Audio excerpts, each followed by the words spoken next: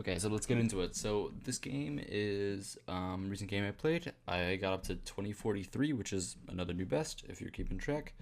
Actually, later this day I got up to 2051, which is another new best, and that's pretty great. But this is the game we're studying today, and it starts, of course, with the move d4, knight f6, and the Trompowsky attack, which is why I titled it the Trompowsky. And my opponent goes for one of the lines, which is d5. And I've covered some games with this line on this channel before, so I'm not really gonna get into it too much. Basically, the gist is that whenever they go d5, I have to take and double their pawns either way. Most of the time, they can take with either pawn. Either way, it has bad news. If they take with the e pawn, then the d5 pawn can become an IQP in many structures and actually become a very big liability. And if they take with the g pawn, well, that's double pawns, and we get into a normal position. G pawn, in my opinion, is the best move, which is what my opponent plays. And by the way, I would love to turn off the fact that it has this little symbol here with like the little book move or like the best move or excellent every time, but I can't do that. It's really annoying actually. They had like an update to chess.com, I think, and now I just am unable to mess with that either way. So we play the main line. We go e3, e5, and whenever they go e5, I like to play knight f3 because I'm not scared of any e4, because then just knight d2 back, and I'll be completely fine. And my opponent goes bishop g7, which is a line. And this, if you've seen the channel before, is actually close, is a very close relative to what happens in the game. The game, I forget what it's called. I called it something. I don't know. It had like a Thanos thumbnail, I think. I don't know. It's pretty good game. I ended up drawing that game after making a blunder in the end game. But yeah, this game actually has some similarities between that game because, of course, the openings are similar. I think the same exact position. No, not this position. After c4, c3, knight c6, knight c3, which is kind of the way you're supposed to play. You're supposed to not block your c pawn in the Trompowsky. Just play like this and keep everything normal. Knight c3. Actually, no. Maybe, yeah, e4, knight d2, which is the best move in my opinion. The computer likes to think that knight h4 is better. And I knew this. I actually knew this before the game. It's not like I didn't play the best move because I didn't know it.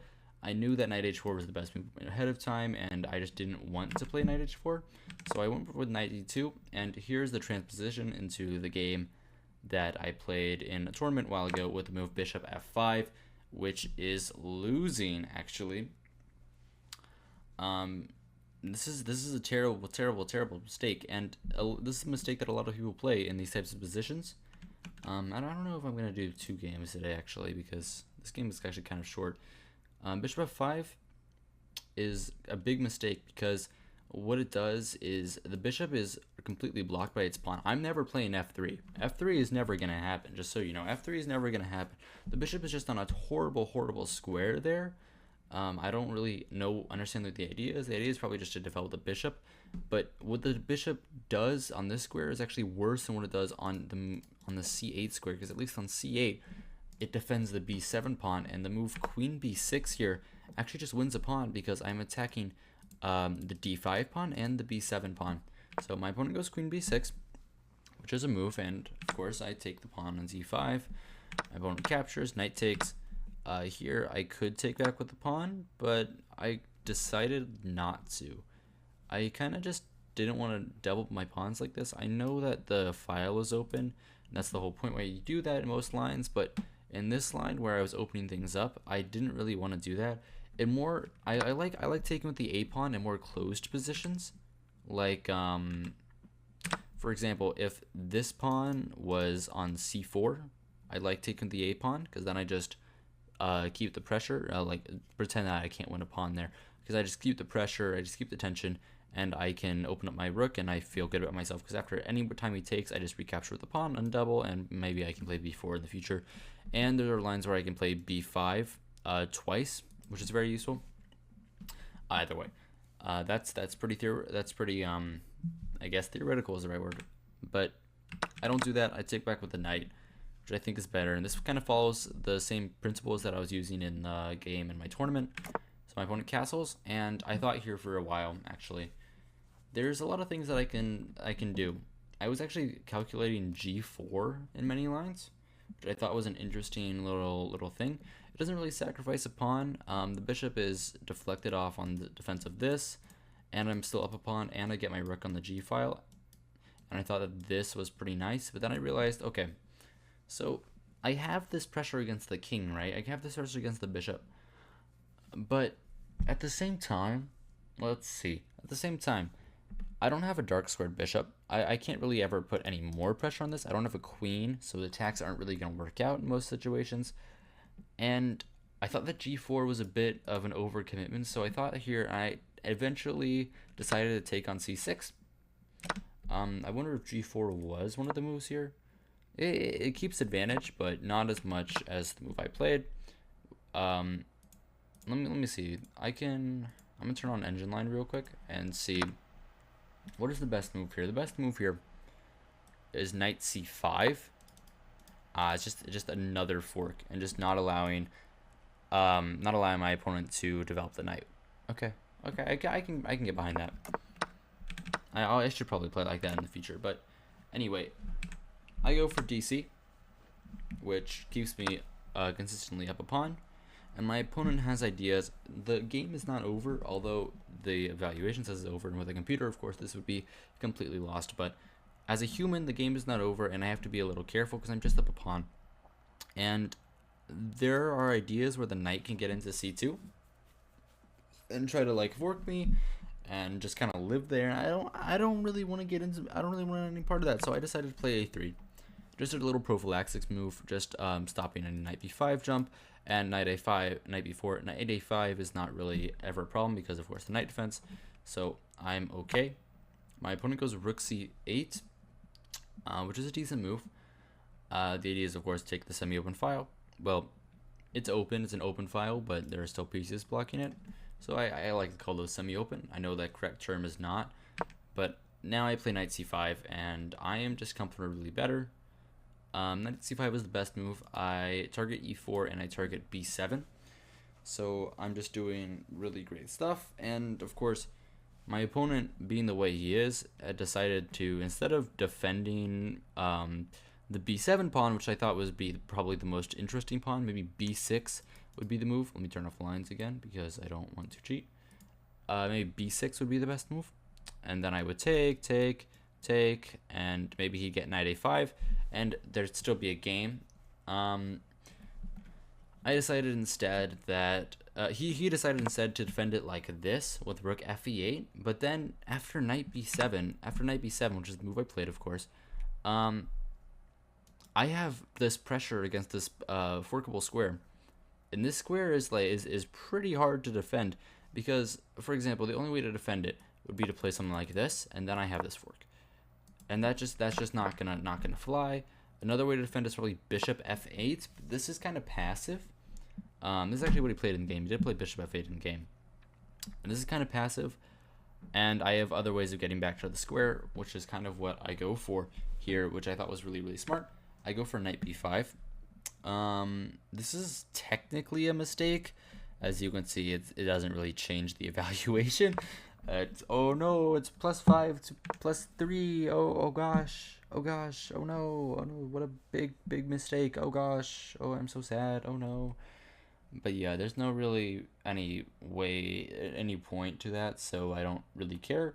And my opponent brings the rook up a square, but of course this allows the fork of the bishop and the rook, and I am going to be up in exchange and 2 pawns, so I will be completely winning the game.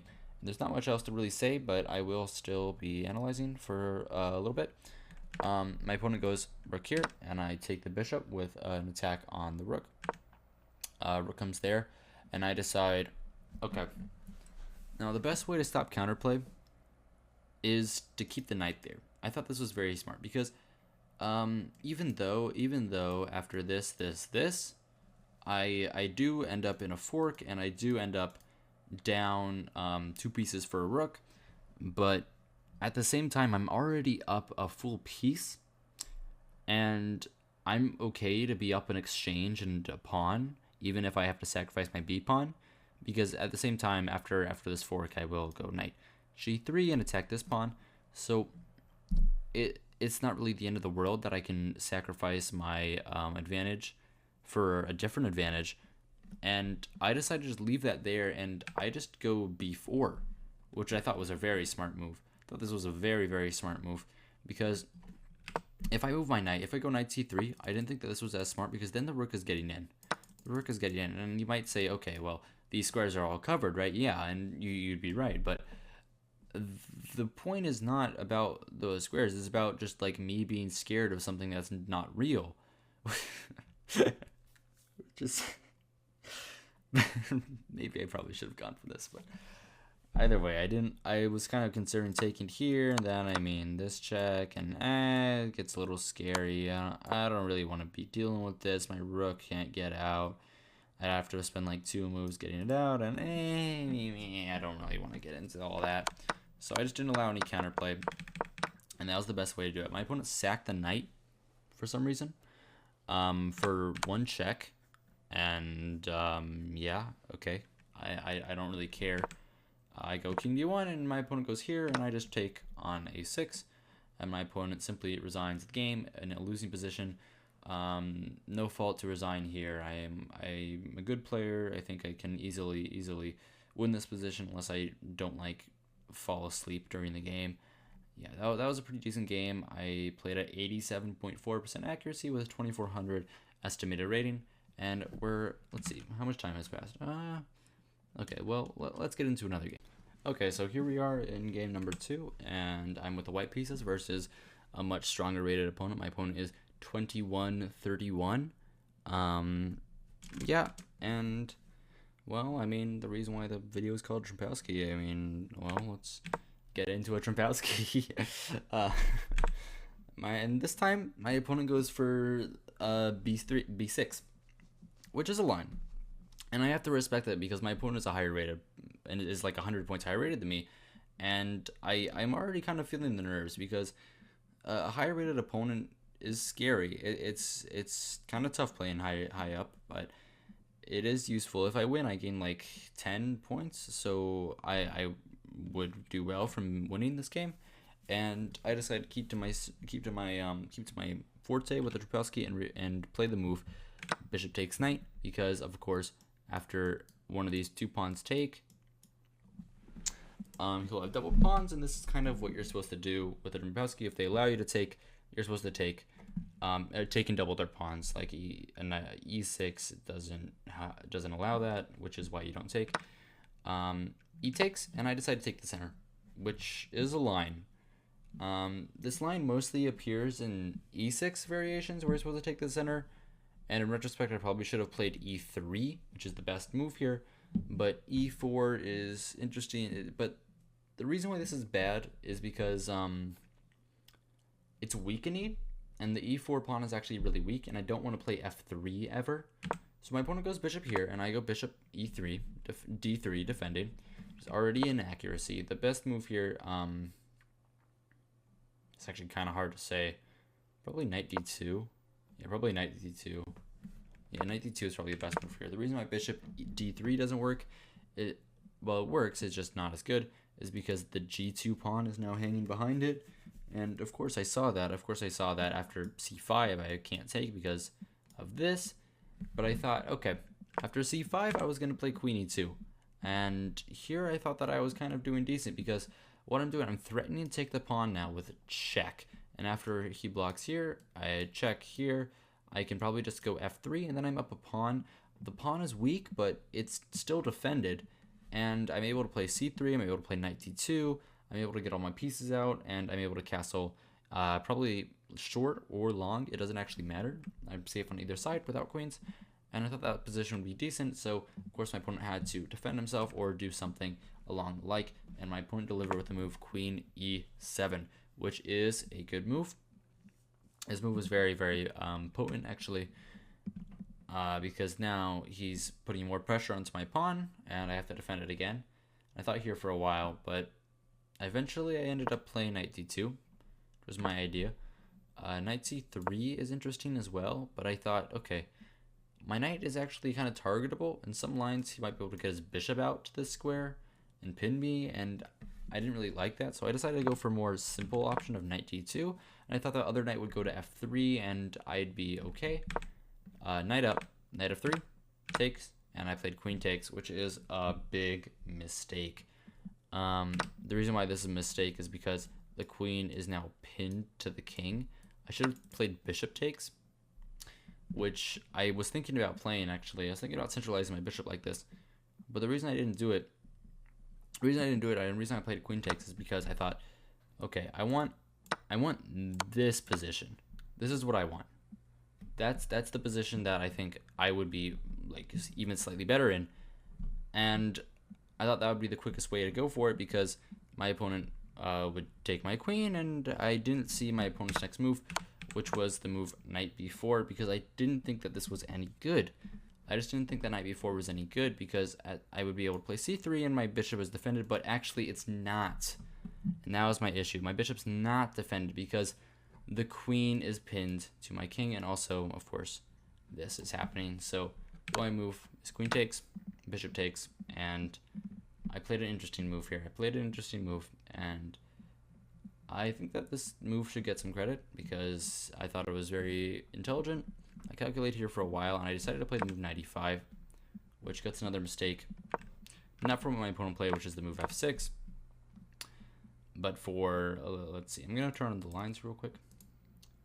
The move d6 here actually works, and then knight, after knight comes back, knight doesn't have to go back. My idea here was actually a3, but then he has, oh my god, that is brutal. Really? This is... But I thought this was everything I wanted. What? Why is this bad? Bishop f6, c3. Oh, he just wins the pawn. Oh, that's annoying. After here, I have to either lose this pawn or I lose this pawn because this pawn is now defended. Okay, that's kind of annoying. I did not see that line, and my opponent didn't either. So after the move f6, I played a3, which was my idea. And knight comes back, and now he kind of lost all his advantage, which is useful because, well, of course, now I'm back and I have another lease on life here. I'm not -2 anymore. I go knight f3. Oh, and what I was planning against knight takes c2, which is desperado. I was planning that after here I just take back the pawn, and although this pawn would be weak, I thought that I was okay here. I thought that I was doing fine.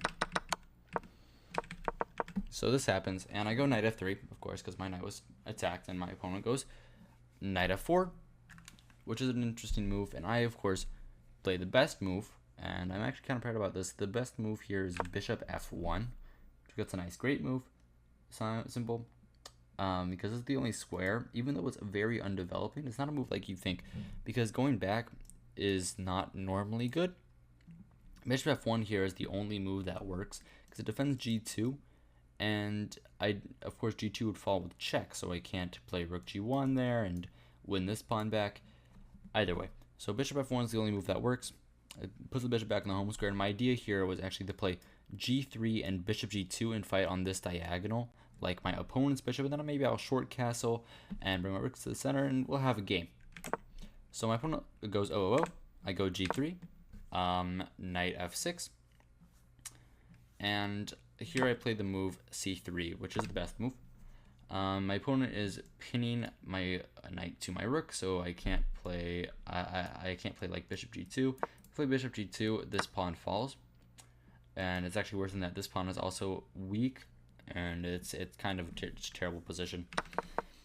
So I played c3, and my opponent goes knight g5, and I go bishop g2. And this is an interesting little game here. This is very interesting, very tense. There aren't any queens on the board, so no one's ever going to be checkmated here. But what I was thinking about doing, I was thinking about just leaving my pawn structure on the queen, on like all the sides of the board alone. If I needed to, I was going to play f4 in the future. I was going to castle, I was going to bring my rooks to the center, and I was maybe going to double up on the e file. That was kind of my whole plan. And, oh, my bad. Let's go back to the game. Knight g5, bishop g2. My opponent plays rook d8. I go castles in like 1 second because there's not much to really think about.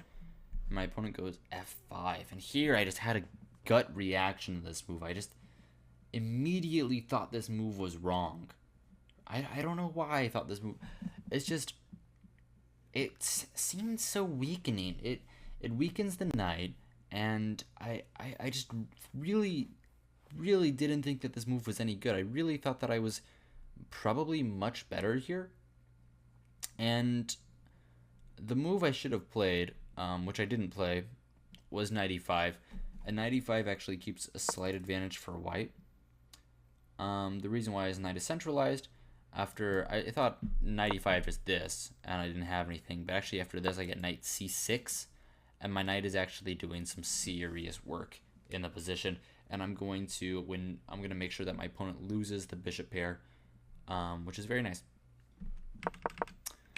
But that doesn't happen. I go rook fe1, which is reasonable. It's like the second best move. My opponent goes bishop f6. Of course, just opening up the rook and fighting for the file. And I thought about rook e3. I thought about rook e3 for a while here. But then after rook e3, let me play the moves rook e3, rook takes, pawn takes, rook e8. I have to defend with my king. I don't know. This didn't look very fun to me. I didn't really think I had much in this position. I do actually go for a position like this later, but not just yet. And I decided to go for knight g5, bishop g5, and the move knight f3, which is reasonable. It's just the same position, but now there's one less knight on the board. And I thought that was pretty smart. And yeah, my opponent goes bishop f6 back. I go king f1, and I offer a draw here. The reason why I offer a draw is because of two factors. One, I'm down on time. I have 2 minutes less than my opponent. And two, my opponent, well, three factors. Two, my opponent is 100 points higher rated me, so a draw would be a good result. And three, I didn't know what to do with my position. I didn't really know how to improve anything. And I was a little bit wary of any ideas. So my opponent was d6, and I go rook e3, which is the idea I told you about. And now, after king f2, there's one last knight, so I actually have a decenter position. I just have to worry about this pin being alive, because, for example, if I move my knight out here, no, let's go a6, knight here, he can take and win the pawn here, which is bad, obviously. So that's like the only thing I have to worry about. My opponent goes g5, and I go rook e1, defending my pawn. The best move here is interesting. The best move is rook g1, which is really crazy because, well, rook g1 isn't a move you really realize. I mean, you understand how it works, but it's not a move that you like look at in the game, because you think, okay, the king is defending the bishop. The reason why this is good is because there's no more issues with the knight moving and the bishop being a way for the opponent to deflect my king, because now the rook is defending and I'm just able to move my knight wherever I want, maybe to c4, maybe to b3, and I'm doing quite well. I go rook e1 though. My opponent goes g4, and I saw this move, of course, and I play the move knight d2. That's why I played rook e1, so my opponent would have that. Well, not my opponent, my pawn would have defense. Takes, bishop back, king back, and my opponent goes a5. And I think here for a while, I realize my plan is, I have to think of a plan. My plan is to get the knight to f4. That's my whole plan. It's pretty simple. I want the knight to f4. That looks like a pretty juicy square for my knight to be on. The actual best square for my knight to be on is d5, but I missed that. I did not see that. I play a4 here, just making sure there's no b5, making sure that I can go up if I want to. Opponent plays h5, and I go knight b3, going with my plan of knight c1 here and here. The better move actually is to play knight c4, and this is a way to win, because I have more and more targets, and my opponent will never be able to kick me out ever. For example, if this pawn, of course, that hangs the a5 pawn. If this pawn, that gives me the e5 square. Let's just show that. gives me the e5 square, and even though my opponent can go for something like this, I'm always one step ahead. I can jump to c6 if I want. Of course, that would not be a good move, but there's other moves that I can go for, like for example, knight d3, and now my knight can go to f4 or here, and this is just a simple draw. This is probably the easiest way to make a draw.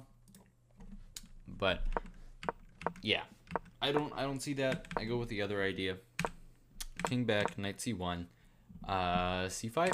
I don't address it. I go knight d3, king up, and I decide to take now. The reason why I do this, and the reason why I really do anything, is because after knight f4, I didn't like that I would have to slip my pawns. I just didn't like this. I thought this was not fun, so I didn't really go for that. Instead, I took, and I played knight f4. My opponent takes, and rook e1, and I thought this was a draw. Computer agrees, but then unfortunately at the last second I play the wrong move. My opponent goes king here, and I don't know why I did this. I played king e2 and I lost the game. Yeah, king d2 is the best move, because here I get king c2 and I'm fine. I win. He can't ever push this pawn because then it's checkmate. And I'm okay here because he can never get to my a4 pawn.